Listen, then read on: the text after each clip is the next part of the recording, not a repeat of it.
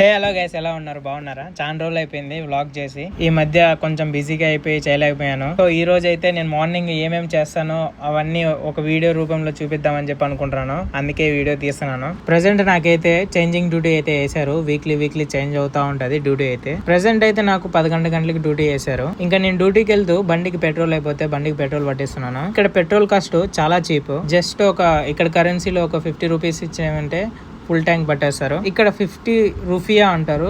50 రూపియా వచ్చేసి మన కరెన్సీలో 250 రూపాయల దాకా అయితే అవుతుంది.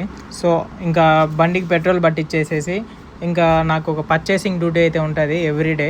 నా బార్కి ఏమేమి అయిపోతాయో అవన్నీ నేనే పర్చేస్ చేసుకుంటా ఉండాలా. సో ఇలాంటి షాప్కి వచ్చేసేసి నాకు కావాల్సిన ఫ్రూట్స్ కానీ, ఐస్ క్రీమ్స్ కానీ, లేకపోతే ఏమన్నా బిస్కెట్స్ కానీ, లేకపోతే చాక్లెట్స్ కానీ ఇవన్నీ ఒక లిస్ట్ రూపంలో బై చేసేసి వాళ్ళకి మాదిరిగా ఏమైతే పర్చేస్ చేసామో ఆ బిల్లును వాళ్ళకి ఇచ్చేసేయాలా.